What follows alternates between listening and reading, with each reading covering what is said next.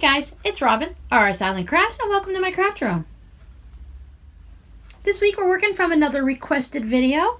After we made owls last week, it was requested to show how to make the little yo-yo eyes. So we're going to make a few yo-yos today. As you can see, I got a head start on it. I started making the beginnings of either a little yo-yo quilt or a little table runner or, pillow cover, whatever you want to do. I thought I'd also show you how to stitch them together if you wanted to do something more than just owl eyes. You can use anything round to make your yo-yos. I've seen a lot of people use CDs to draw around those, or DVDs. They have special tools. You have the Easy Circle Cutter, and we also have the Olfa Rotary Circle Cutter. If you know you specifically need a certain size yo-yo, like for your eyes, measure the space that you're looking for. This one just happens to be, this yo-yo is 1.5 inches. And with a yo-yo, you need to cut your circle twice the size that you need to finish it at. I like to maybe cut it twice the size and then an extra 1/4 inch or 1/2 inch. So this circle, it would be 3 inches. Maybe I might want to look for a 3 1/4 or 3 1/2 if I can. 3 inches would be fine. It would bring you down to 1.5 inches. But one of the things when we're making yo-yos, you can either stitch them straight like this, or you could also fold them over. So that's going to take up a little extra of your fabric. Now Clover makes some really nice yo-yo makers. They almost look like this, sort of. It's a round device. It's a piece of plastic, and it has a whole bunch of holes all the way around it that you're going to be able to stitch through. You put your fabric in, you put the second piece in, and then it has the spots for you to stitch right around. If you plan on making loads of yo-yos, if you wanted to make a yo-yo quilt, or yo-yos are really great. They can be eyes on little creatures. You can make an entire quilt with them, or they also make wonderful flowers on a quilt.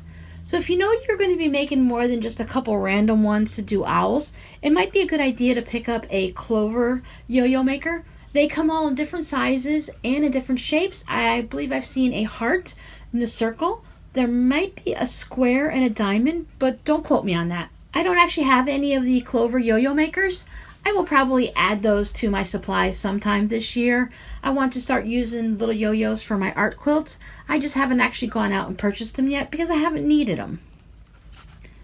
If you were to get a rotary cutter, this one cuts circles from 1 7/8 to 8.5 inches. As you can see, you just basically put it down and it cuts a nice circle out. A lot of those die cutting machines, the Go Cutter, I know I have a circle die for mine, the Size X, the Sizzix, and also the different cutters like that. They all have little ones you can use for cutting out circles. This is a plastic ruler, just like when we use our rotary cutter, because you're going to use a rotary cutter. This one will take you, let's see if it has the actual measurements. Well, we have a 2-inch finished circle all the way up to a 10-inch finished circle. And what you're going to do is you're just going to cut out your fabric. You're going to fold it in half. Directions and videos are for these all over the web. And then you're just going to put a little rotary cutter through it. You need to have a special the rotary cutter is not special, but you need to have a 28mm one, especially for this one, so that you can go, it needs to be a small circle of the blade so it can go through these tracks. But I'm going to show you how to make these by hand without any tools at all. Another thing though, before I get showing you the tutorial, is you can use the yo-yos to make stuffed animals. This pattern from Indigo Junction, the yo-yo monkey, you can make him regularly out of fabric like you would any stuffed animal. But you can also make all of his body parts, and his arms and legs and stuff are made from yo-yos. So that's fun. I wanted to show you how they change in size as you're making your yo-yo. This circle here is about 7 1/4 inches. And when I turned it into a yo-yo, it is now 3.5 inches. See how much it changes in? Because you're taking all of these sides and they're being gathered in, so it becomes smaller. Now, one of the things you can do is when you're tracing out patterns, if you know you're going to want to make a lot of them and you want to have, like with this one right here, I could have cut this so that this pumpkin and the ghost was right in the center. So if you had something that you could see through, either you could cut up one of those clear plastic cutting boards you can get at the Dollar Tree. That was a great tip from one of my viewers. Or you can go ahead and just cut it out of cardboard and maybe cut a little circle out so you could see in the center. And then if you place your design so that the center will be over whatever it is you want to fussy cut, when your yo-yo's finished, you might have it right there in the center. Now, it might get a little bit harder to do when you have the smaller yo-yos like this, but if you're doing something larger, it's usually easy to have something centered in the center. I'm going to go ahead and show you how I make the yo-yos on these two. There's two ways that you can make them by hand. You can make it where you just go ahead and stitch all around and don't fold the edges down, or you can go ahead and fold them down 1/4 inch as you're stitching, and I want to show you what both of them look like. I have a basic sewing needle, and I have my nice bright yellow. This is regular all-purpose sewing thread.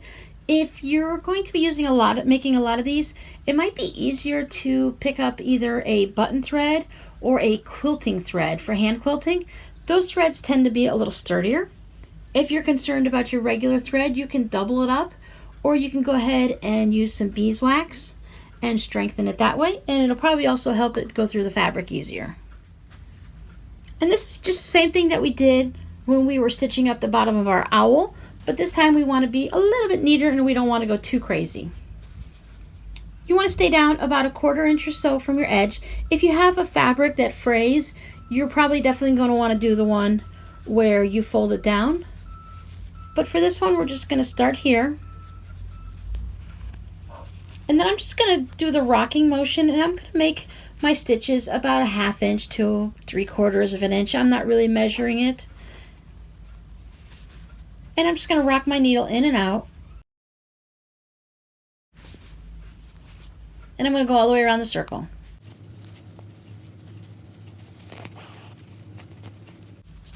If you didn't put a knot at the end of your thread, just be careful you don't pull it all the way through as you're going around. I like to hold this between my ring finger and my middle finger, and it supports the back of the fabric, and I have the other part of the circle between my thumb and my index finger as a pincher.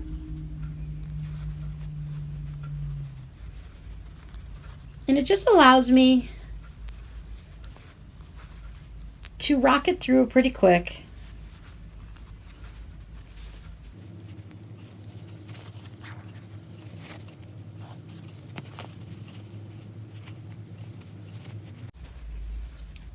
And I'm going to stop just before my knot. You don't really want to go past it too much. Sometimes it makes it a little bit harder for me to pull it. So I'll just put my finger of my left hand in the center and pull the thread with my right hand. Sometimes I like to just stick my pin in a pin cushion so I don't have to worry about that. And I just pull it.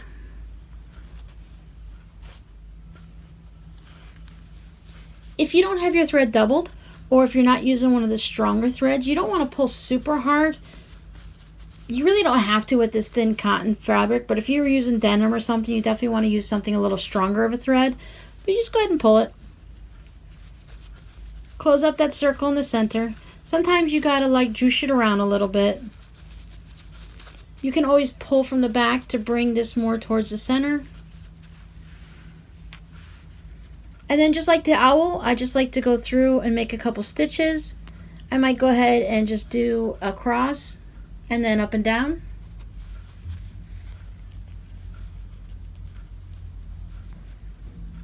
It's just going to hold it together in the center there.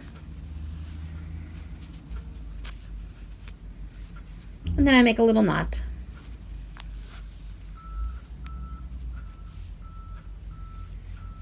It's usually good to try to use a neutral thread, maybe a nice medium or light gray, or to match it to your yo-yo. If you're going to be making something like this, and this is just going to be maybe a little summer bedspread for the top of your bed, there's a really good chance that you're going to see your thread. And if you don't want to see a bright, orange on top of your pink or something like that, or black thread showing up somewhere, you want to try to match it or go with a neutral. And then I just take it and I go back in And I just kind of go into the fabric. Wherever I pull it out, I just gonna bury that thread so that we don't see it. We don't need to see the knot and the little tail hanging out.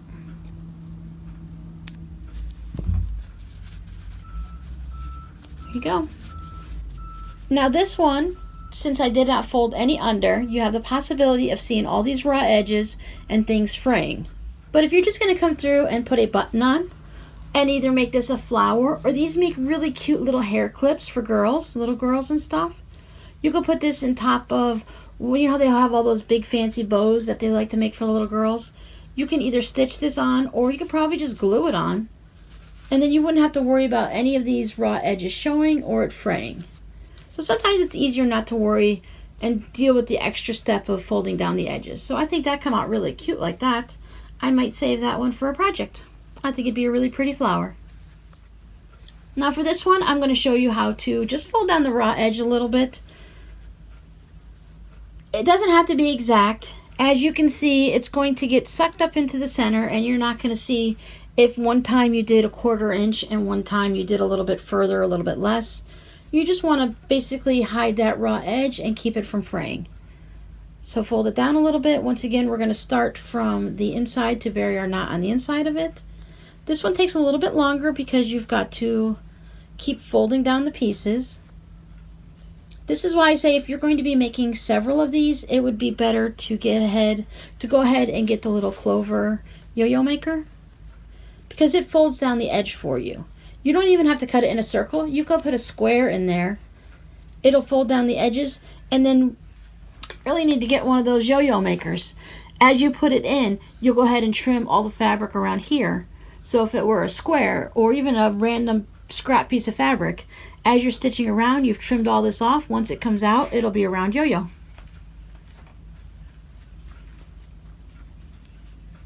I'm pretty sure you can even get them in sets, so you can get several different sizes in one set. And then I'm just going to keep folding this and going around.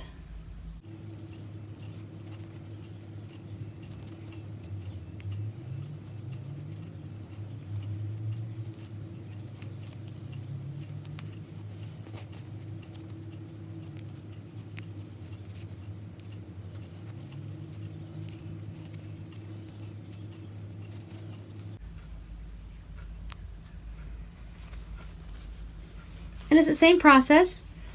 Just kind of hold your thumb or your finger in the center.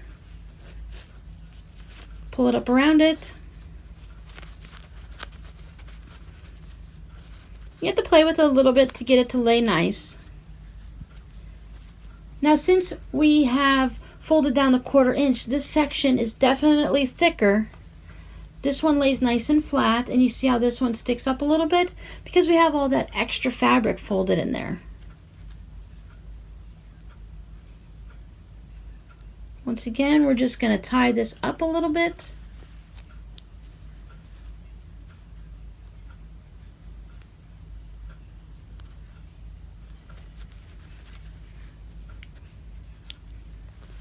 You could just tie a little knot where you came out from pulling it, but anytime I do that, my hole always seems to open up.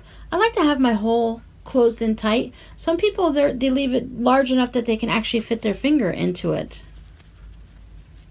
And I prefer it to be nice and tight and closed.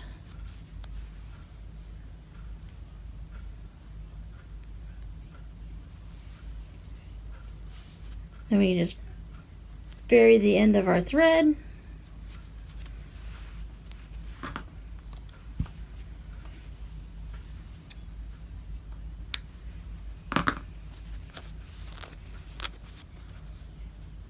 Okay, so here's the difference between the two.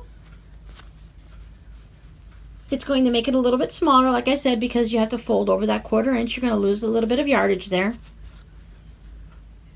So it depends on what you're going to use it for, whether you need to go ahead and just whip it through real quick or fold it over.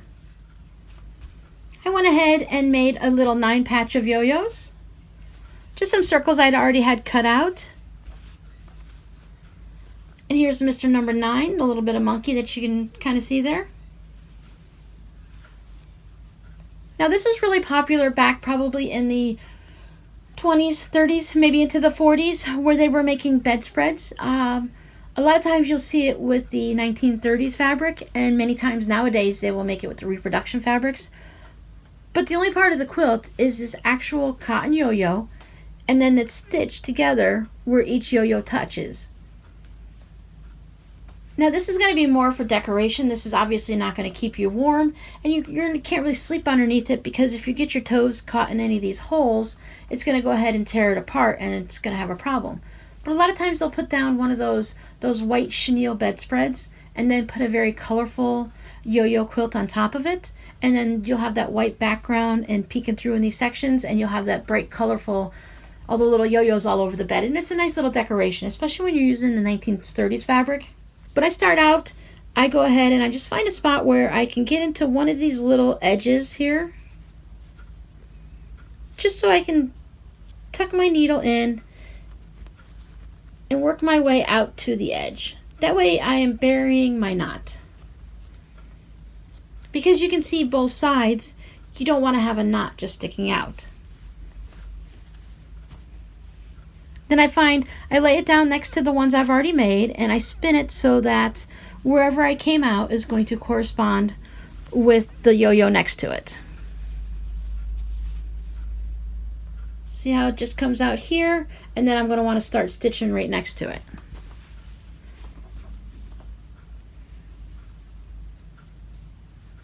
So wherever I lay it out at,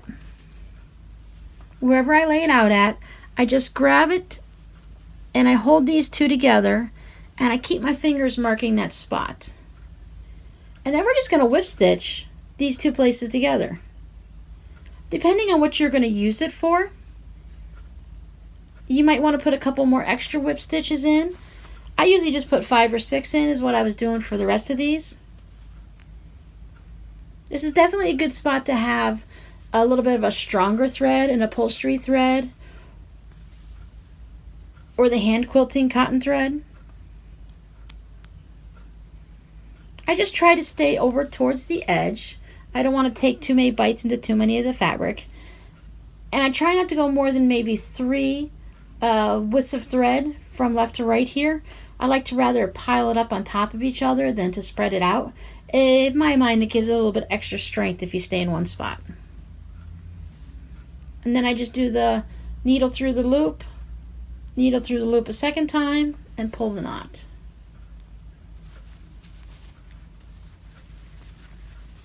Some people like to take their thread and just go back into the yo-yo and bring it over to there.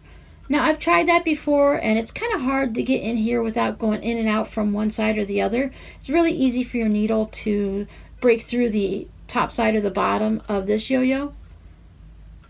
And then if you pull it too tight, it kind of scrunches your yo-yos up. So I just go ahead, and after I put my knot, I just kind of sneak into there a little and pull it to the top, bury my thread, and start in a new spot.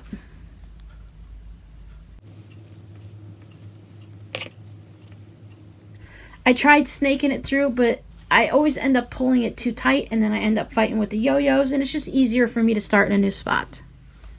Once again, I'm going to find where my thread comes out, grab my 2, put them back to back, and then I'm just going to whip stitch right here.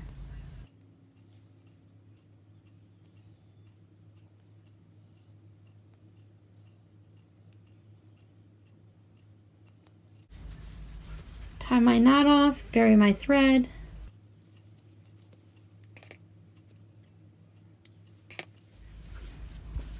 So there you go, you have to start to a cute little yo-yo quilt. You can make this as a doll quilt. It can be flipped over either way. Most of the time when you see them, they're this way. If you're going to be using this purely as decoration, if you want to put it on the front of a pillow, it'd be really cute to add buttons to it. But I hope that answers any of your questions about yo-yos. If you have any more questions, go ahead and leave them down at the comments below. Thank you for hanging out with me today in my craft room. And don't forget to like this video if you enjoyed it, and subscribe if you'd like to see more like this. I put out a weekly What I'm Doing on Tuesdays, which I call the Talk to Me Tuesday. I'm part of a group. And also on Friday is when I put out my Sew With Me with the mini tutorials. And you never know when there might be a surprise video throughout the week. So if you want to see what's going on, go ahead and ring that little bell and YouTube will notify you when I have a new video up. All right, have a great day. Bye.